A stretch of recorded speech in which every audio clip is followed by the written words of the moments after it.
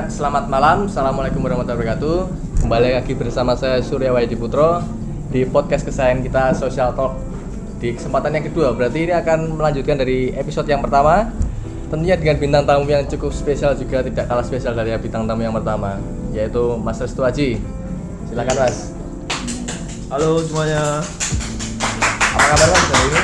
Alhamdulillah sehat walafiat. Alhamdulillah. Jadi kesibukan lagi apa ini Mas kira-kira? Kesibukan ya biasa nyusun tugas akhir sih. Oh, OTW berarti. Ya doain aja. Amin. Kita semua akan selalu mendoakan. Jadi bisa Mas cerita dulu. Ini kira-kira Mas Restu itu sebagai mantan ketua angkatan loh, ketua angkatan HPS gimana? Ketua umum sih, bukan ketua angkatan. Oh iya, maaf saya salah. Ya, Saya yang ketua angkatan dulu. Ya kalau belum kenal ya, perkenalin nama aku Restu Aji Prasetya dari pajak 18A. Oke. Terus ya pernah menjadi ketua umum di HMPS 2020. Oke, baik. Kira-kira ada siap belum Mas buat menjawab pertanyaan dari teman-teman ini? Siap nggak siap sih? Oke, siap. Kita akan mulai ke pertanyaan yang pertama. Sebelumnya pertanyaan-pertanyaan di sini sudah kita ambil dari teman-teman yang sudah mengajukan di link-link sebelumnya yang sudah kita sebar. Kita akan langsung saja masuk ke pertanyaan pertama nih Mas. Ini tentang kuliah online dan offline ini. Jadi pertanyaan pertama ini, di masa pandemi apakah ada kegiatan kampus yang mengharuskan baik peserta maupun panitia untuk terjun langsung ke tempat secara offline? Kegiatan kampus ya? Iya. Ya kalau untuk perkuliahan sih mungkin di tahun kemarin emang full daring ya. Jadi emang dilarang buat datang ke kampus. Tapi kalau untuk kegiatan di luar kampus kayak organisasi atau mungkin yang memang mengharuskan surat menyurat juga di kampus, bisa sih, dulu ada kelonggaran untuk itu. Tapi memang dijaga ketat. Baik. Kita lanjut ke pertanyaan kedua ya. Ini saat kuliah online apakah jas alma mater itu diperlukan? Ini kan kebanyakan memang pertanyaan dari mahasiswa baru 2021 ini Mas. Kalau alma mater, kalau di offline pun aja kita pakai itu, aku ya, bukan kita ya, aku pribadi pakai itu di awal-awal PKKMB. Terus kalau ada kegiatan dari fakultas cuman sebatas itu aja sih, kalau aksi-aksi juga. Tapi untuk perkuliahan memang nggak dipakai. Apalagi kalau online kayak gini ya, mungkin kalau ikut lomba-lomba aja mewakili kampus mungkin. Nanti yang penting kalau waktu kelas online itu ya rapi dan sopan aja ya Mas. Ya, yang penting rapi dan sopan. On cam. Oke, emang on cam itu biar lebih baik. Nah, untuk yang ketiga ini, lebih enak kuliah online atau offline ya Kak? Misal untuk tugas dan segala aktivitas perkuliahan lebih suruh online atau offline sih? Berat ya. Menurut Mas Restu gimana ini pertanyaan ini? Kalau bagiku sih enakan offline ya. Yang pertama jelas serap materinya itu bisa 80% sampai 90%, karena di online kan kesibukan di rumah juga ada. Bisa ke distract lah. Serap ilmunya cuman kadang 30%, nggak nyampe 50%. Benar-benar juga sih. Terus untuk tugas pun sebenarnya juga kuliah offline juga tugasnya nggak berat sih, nggak berat. Ya kelompok presentasi gitu, nyusun makalah, cuman gitu-gitu resume. Jadi memang lebih prefer ke offline ya Mas ya? Apalagi praktek juga offline ya, lebih jelas. Memang tetap offline itu ya asik, belum tergantikan walaupun ada berbagai upaya mau zoom, Gmail dan lain sebagainya. Memang kita insya Allah ingin offline sih dari Mas Restu ini berarti. Ya semoga aja cepat offline lah. Kan dari kalian juga belum ngerasain? Belum. Aku aja baru masuk dari tahun kemarin, masih online terus ini. Langsung online ya. Gak ada rasa-rasa ingin kuliah. Kalau kita lupa kalau kita tuh sebenarnya kuliah, karena gara-gara online tuh nggak ada rasa kuliah. Kayak nggak kerasa kuliah? Iya, nggak kerasa. Oke, lanjut ke pertanyaan keempat nih Mas. Kelebihan dan kekurangan dari kuliah online dan offline itu apa sih? Serta tips dan trik survive-nya gimana? Kelebihan kekurangan kuliah online ya? Ya kalau online kan kita jadi multitasking ya.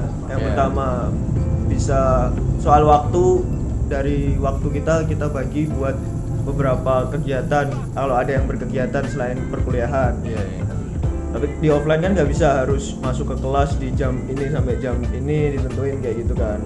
Memang harus disiplin Itu kelebihannya online sih soal itu sih, waktu kita bisa ngerjain multitasking ya.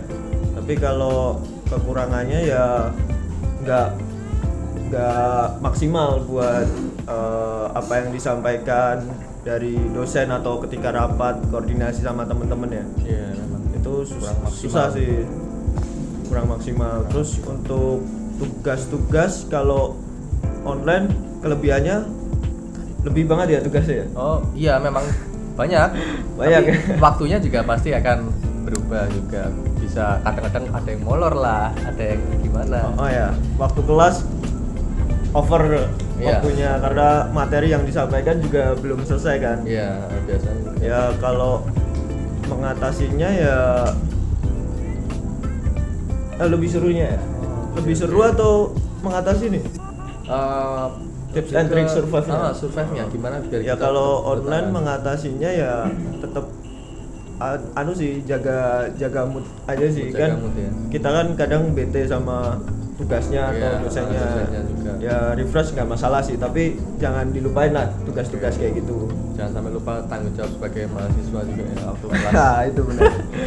Kadang-kadang kita suka lupa kebablasan Iya. sambil main IG udah kelasnya selesai. Kadang ketiduran Iya. kan banyak atau Benar-benar. disambi main gitu. Sambil nge-push rank mungkin. Selanjutnya Kayak kenal nih.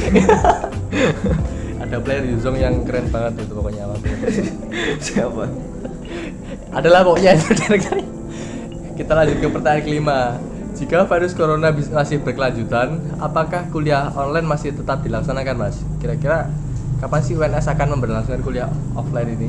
Berat ya pertanyaannya ya. Anu ya, memang ini terlalu teknis sebenarnya pertanyaannya. Ini yang bisa menjawab cuman Ya, dari jajaran kampus. kampus sih, dari direktorat maupun dari dosen-dosen ya. Kalau menurut Mas itu aja, kira-kira kapan sih perkiraan kita sudah mulai offline? Ya kalau sekarang kan udah dikebut buat SMP ya, SMP di Solo kan SMP, udah iya. ada yang tatap muka juga, udah beberapa juga. Anu SD pun Vaksinasi guru kan. aku sudah si SD, adikku kan SD Mas itu udah mulai, tapi masih gantian untuk Jamnya. jamnya. Ya susah sih kalau diprediksi di tahun ini mungkin ya. Insya Allah. Tapi ya optimis aja kalau emang ada isu-isu di Juli depan kan ada kuliah tatap muka. Kemarin juga udah uji coba tatap muka kan. Iya, udah beberapa udah sih. Beberapa udah ya, optimis aja kalau masih di tahun ini. Mungkin nggak semester depan ya, tapi mungkin di tahun ini. Insya Allah ya, kita berdoa aja sama-sama biar segera selesai lah ini Ya. virus corona ini. Oke, untuk pertanyaan selanjutnya nih Mas, bagaimana sih cara mempertahankan IPK selama kuliah online dilaksanakan? Aduh, gimana nih Mas? Padahal gampang banget tuh. Kalau tahu. Kalau Mas itu gimana? Gimana ya? Nah, IPK sendiri sih di online ini alhamdulillah malah apa ya? Malah naik sih. Iya, Karena jelas. kan banyak faktor yang bisa mendukung untuk nilai itu keluar jadi lebih bagus. Iya. Banyak tugas contohnya kan. Juga kayak gitu. Bantu. Ujian pun juga ada yang apa dilakukan nggak di hari itu juga Oh, langsung take kan, home berarti ada ya? yang take home Ah, kan. banyak. Ya itu kan bisa lebih dipersiapkan juga. Kalau IPK sih mempertahankan IPK di kuliah online ini ya yang penting nurut aja sih apa kata dosen. Ya masuk jangan telat, kan attitude nomor 1. Iya, jelas. Terus tugas-tugas jangan sampai nggak dikerjain karena siapa tahu kalau kalian UAS atau apa UTS ya, itu UTS. tugas juga membantu buat menaikkan, mengkatrol nilai-nilai dari mata kuliah itu sih. Oke. Gitu mungkin kalau dari aku. Cocok. Saya juga sepenuhnya setuju sih sama pernyataan dari Mas Restu ini. Nah IPK-nya gimana? Ya itu aman. Aman ya? Aman. Jelas kalau masih online. Justru ya nggak seperti dipertanyakan itu nanti waktu offline ini loh. Kita kan harus mempertahankan yang online ke offline ini apakah tetap masih tinggi Oh, atau gitu. hancur kan kita nggak tahu juga. Ya bisa Soalnya lah, bisa. feelingku bakal turun sih, feelingku aja. Feeling aja. Feeling. Mungkin feelingmu nanti salah. Amin, kok nggak salah. yang penting ikhtiarnya aja. Siap. Oke Mas, kita lanjut nih. Kita akan menyambung dari pertanyaan episode 1 dari bintang tamu Mas Sigit kemarin. Kan Mas Sigit kemarin sempat mempertanyakan tentang ikatan alumni. Nah, gimana nih Mas kira-kira Mas Restu untuk progresnya ikatan alumni itu sudah gimana? Progres. Ya, ini boleh panjang nggak jawabnya? Boleh, silakan. Ya, sebelum masuk ke progres ya.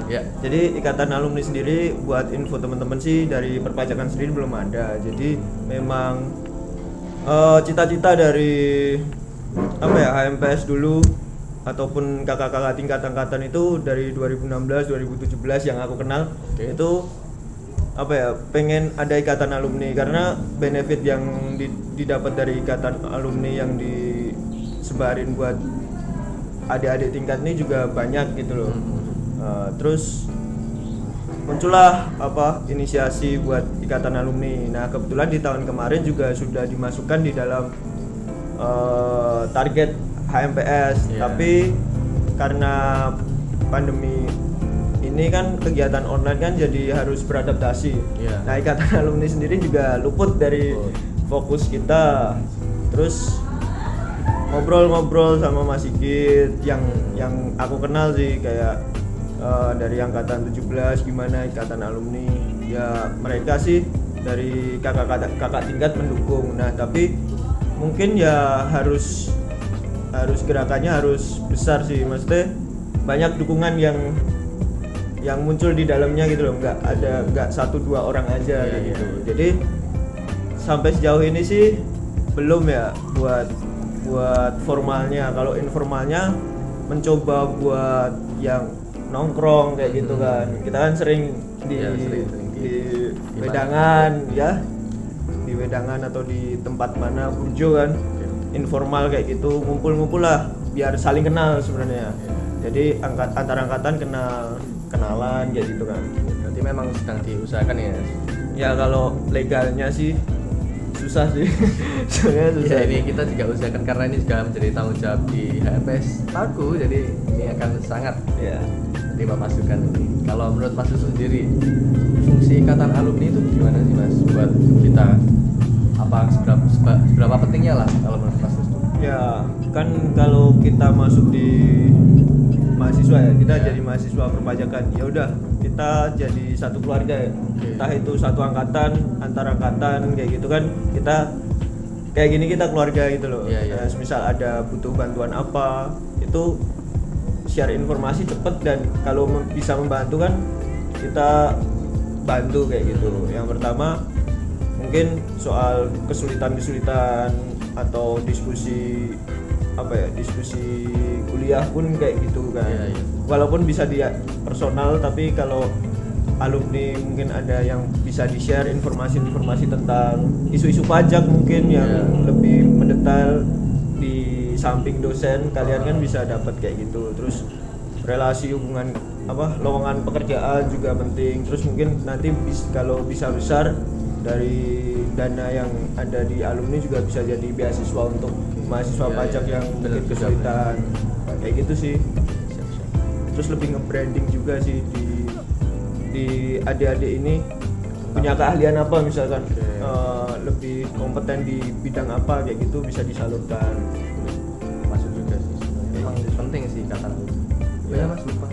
Silakan diminum dulu. Siap, aman. Kita rehat sejenak untuk minum. Silakan Mas. Kebetulan belum makan jadi mau nyentuh kopi jadi takut. Itu camilannya ya, silakan. Camilannya ya mungkin ya. Ya karena lama ngobrol kering biasanya. Kering ya. Oke, kita lanjut ke pertanyaan nih. Kira-kira dari Mas Restu ada saran nggak sih buat pembentukan ikatan alumni buat angkatan HMPS yang sedang mengabdi ini? Harus gimana ikatan alumni-nya? Ya dulu kalau dari kami sih ngadain forum online kan. Karena kan waktu dari kakak-kakak tingkat itu kan juga nggak longgar kayak kita mahasiswa gitu loh. Ada yang udah nikah juga mungkin. Nah kita adain forum online, sharing kayak gitu.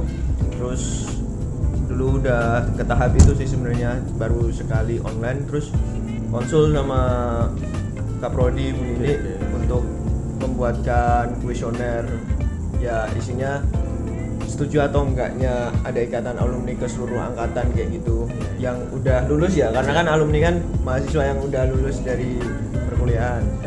Terus nanti kalau itu hasil kuesionernya ada saran masukan dan lain-lain, mungkin bisa maju lagi ke melalui Kaprodi juga sih ke fakultas untuk legalitas ada ikatan alumni mendapatkan legal standing gitu ya. Iya. Oke, nggak kerasa ini kita udah cukup lama mengobrol. Ini sudah hampir masuki akhir acara sih. Kita akan lanjut ke fun question saja. Beberapa dari teman-teman kita nih Mas. Kira-kira buat Mas Restu nih, apa rencana ke depan setelah lulus dari perpajakan UNS Mas? Apakah lulusan perpajakan UNS sangat dilirik oleh kantor pajak kantor lain saat alumni melamar pekerjaan atau gimana nih Mas Restu? Mau mencari pekerjaan atau mau lanjut nih? Yang jelas sih mau bekerja dulu ya. Oke. Cari kerja di ya dimanapun sih sedapatnya kan, jodoh kan, rezeki gitu. Kalau kerja kan harus sesuai dengan apa ya? Minat. Dengan kemampuan kayak gitu kan. Ya jodoh-jodohan antara perusahaan mau dari akunya juga oke baru dapatnya. Ya terus untuk udah kerja mapan mungkin bisa melanjutkan ke studi lanjutan. Terus kalau lulusan perpajakan dilirik kantor pajak atau kantor lain saat alumni melamar pekerjaan ya mungkin bisa sih ada apa ya, Branding mungkin dari kampus. ada potensi lah. Ada potensi karena kan kita juga lulusan dari PTN ya. PTN. Terus kalau di kantor-kantor konsultan kayak gitu kakak-kakak tingkat juga yang di Jakarta, di Solo juga ada banyak di kantor-kantor konsultan, jadi mungkin bisa potensi sih, bisa dimungkinkan ya. Berarti buat teman-teman nggak perlu khawatir karena sebenarnya lulusan UNS dari pajak ini cukup meyakinkan sebenarnya. Banyak dari alumni yang diterima di konsultan pajak itu tadi. Ya, staf pajak. Untuk selanjutnya ini yang kedua dari teman-teman. Yang pertama semoga sukses selalu Mas. Amin. Apa pesan yang bisa disampaikan kepada maba SV perpajakan UNS agar tidak salah langkah untuk kedepannya? Seberapa penting peran dan dalam berorganisasi untuk melamar pekerjaan Mas? Ini maba SV yang 2021 Yang nanti ya? 2021 barusan masuk ini. Masih D3 ya jadi ya? Ya. Diploma 3 ya.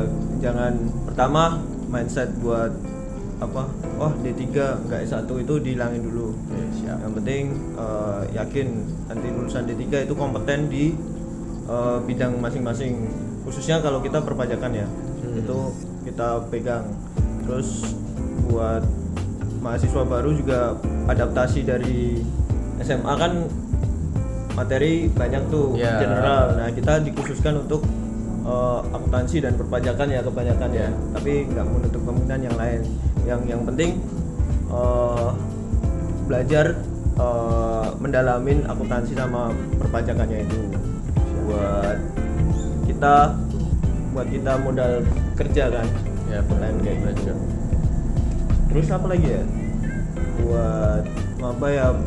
Ya relasi sih sosial kayak gitu, bukan jangan ya. Apa ya sebetulnya? Ya sebisa mungkin kenal lah sama temen kayak gitu. Nanti Ya, kan ya. setelah lulus kan relasi jadi berlebar. Siapa tahu temenmu ada kerja di mana, Ya. kita bisa ngikut kayak gitu. Ya memang relasi itu cukup penting ya. Ya, terus peran dalam berorganisasi, ya organisasi sebenarnya tuh cuman tambahan aja sih buat kalian lebih mengasah soft skill kayak public speaking kayak benar, gini, benar juga. terus manajemen Waktu. manajemen orang, manajemen waktu kayak gitu. Kalian kan harus punya tanggung jawab di organisasi itu sendiri. Iya, iya. Ya tambahan soft skill sih kayak. Oke, ini buat yang terakhir nih Mas, seperti biasa kita di social talk ini ada suatu ciri khas nih Mas. Jadi untuk pertanyaan terakhir, kira-kira buat Mas Restu ada nggak sih orang atau siapapun alumni atau mau angkatannya Mas Restu, mau angkatan 17 atau ke atas, mau angkatan berapapun yang harus banget diundang ke podcast ini Mas. Ada nggak Mas? Oh, siapa ya? Saya yang di Solo ya? Bebas sebenarnya, kalau bisa ya memang bisa bisa datang. Sebenarnya angkatan 19 sih. Angkatan 19, oke. Siapa nih? 19 yang pertama, boleh 2 nama ya? Kenapa? 2 nama. Boleh silahkan 2 nama. Ya, yang pertama Sefrida. Oke, Mbak Sefrida kan. Itu kan bulan Karanganyar ya? Ya. Mungkin itu buat Sefrida, sama mungkin kalau bisa sih Sonia, Mbak Sonia. Oke, Mas. Sonia hebat. Ya, Itu sih. Mas, terus Mas kira-kira apa sih yang harus dibahas sama Mbak Sonia sama Mbak Sefrida kira-kira topiknya? Kan sosial ya ini ya. Iya. Ya lebih ke deket-deket kita aja sih. Kan kita tadi ngomongin alumni ya. Iya. Kita kan Betul sekali. satu sama lain ikatannya masih apa ya? Masih bisa kurang maksimal lah. Oke. Kita kepeduliannya, toleransinya. Siap. Ya kalau di kampus gimana memposisikan kita ya, antar kan ada gap-gapan juga, Iya, pandangannya iya, buat betul. gap-gapan itu kayak gimana. Oke, jadi mungkin bisa siap-siap buat Mbak Sonia sama Mbak Sefrida buat datang ke acara kita selanjutnya di podcast Social Talk episode selanjutnya. Oke Mas. Gak kerasa kita sudah di akhir acara nih Mas. Terima kasih buat Mas Restu yang sudah bersedia untuk menjadi bintang tamu di podcast Social Talk episode 2 kali ini Mas. Siap, sama-sama. Ya. Terima kasih Saya juga mengucapkan terima kasih yang besar untuk Mas Restu ini sudah memberikan waktu, dan sekali lagi selamat malam untuk teman-teman sekalian, tekster sekalian. Silakan tunggu untuk podcast kita selanjutnya. Assalamualaikum warahmatullahi wabarakatuh. Waalaikumsalam. Selamat malam.